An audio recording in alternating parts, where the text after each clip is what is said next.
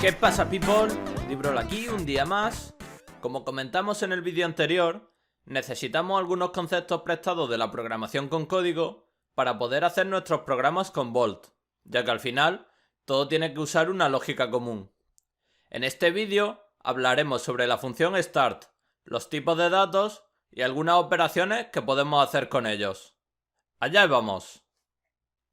Cuando creamos un nuevo gráfico, como hicimos al final del vídeo anterior, se crean de forma automática dos nodos. Bolt también llama oficialmente a estos nodos units, por si alguna vez buscáis información al respecto. Como veis, estos dos nodos son start y update. Hoy en concreto vamos a hablar del nodo start.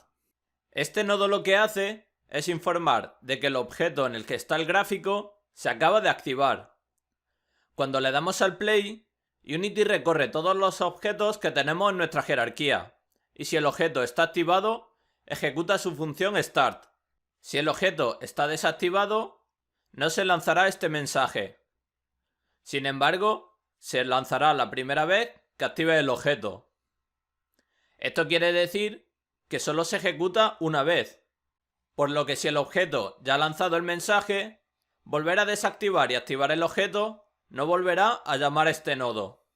Este nodo se utiliza para inicializar información. Por ejemplo, en un juego en el que el personaje aparece cada vez en posiciones distintas, este será el encargado de generar esas posiciones y colocar al personaje en su posición inicial. Si os fijáis, los nodos tienen unos pequeños iconos tanto a la izquierda como a la derecha, mediante los cuales podemos conectar unos con otros. Estos conectores son los puertos y sirven, como hemos dicho, para conectar unos nodos con otros. Los puertos de la izquierda son puertos de entrada y servirán para meter información en los nodos, y los puertos de la derecha son puertos de salida y por lo tanto para devolver información. Además, si os fijáis, hay dos tipos de iconos diferentes. Está el triángulo y el círculo. El triángulo son los puertos de control y sirven para conectar el flujo de unos nodos con otros. Este flujo se ejecuta de izquierda a derecha y siempre necesita de un nodo verde para iniciar la ejecución. Si os fijáis, cuando yo desconecto esta conexión, estos nodos se ponen un poco transparentes. Esto quiere decir que no hay ningún camino por el que se vayan a ejecutar. Cuando yo vuelvo a conectarlo con el nodo start, esto es el nodo verde que inicia la ejecución, estos nodos se vuelven a iluminar. Esta opción la podemos activar o desactivar mediante el botón dim en la parte superior de la ventana. Por otro lado, los puertos con un círculo son los llamados puertos de datos y sirven para insertar información en un nodo o para recoger la información después de procesarla. Por ejemplo, en el nodo suma, a la izquierda metemos qué dos números queremos sumar y a la derecha nos devolverá el resultado de la suma. Estos puertos de datos, si os fijáis, están representados mediante un icono, en este caso, un círculo de color azul. Este icono hace referencia al tipo de datos que puede procesar este nodo. Pero estamos mencionando mucho información y tipos de datos, ¿y qué son? Los tipos de datos son una especie de etiqueta que asignamos a la información en función de lo que queremos representar. A lo mejor os resulta lioso este concepto, pero vamos a ver qué son repasando los tipos de datos más básicos. En primer lugar, tenemos los números enteros, que están representados mediante un círculo de color azul. Estos son un número sin valor decimal, como puede ser el 9 o el 1500. Puede servir, por ejemplo, para representar el número de balas restantes de nuestro personaje. Nuestro personaje va a tener 9 o 8 balas restantes, pero nunca va a tener 8,5.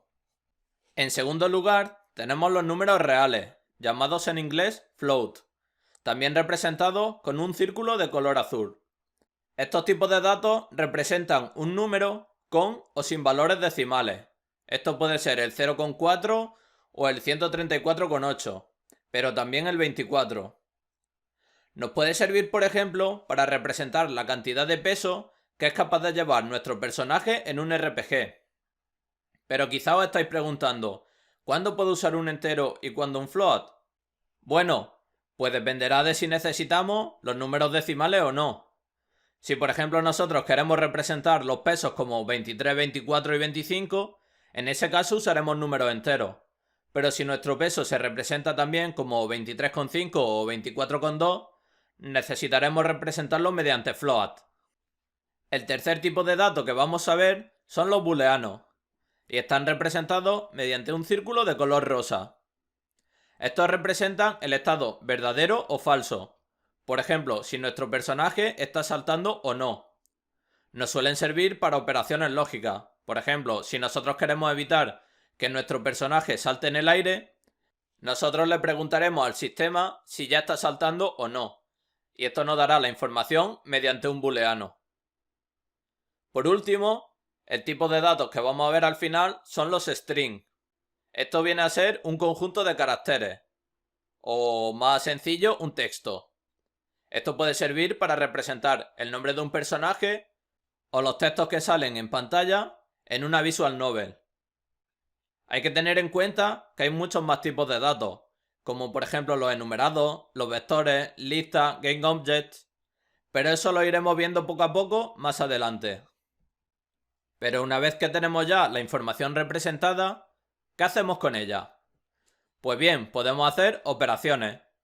Existen una gran cantidad de operaciones, aritméticas, relacionales, lógicas, pero en este caso nos vamos a centrar en las aritméticas. Son operaciones que se realizan sobre los números. Y vosotros ya las conocéis.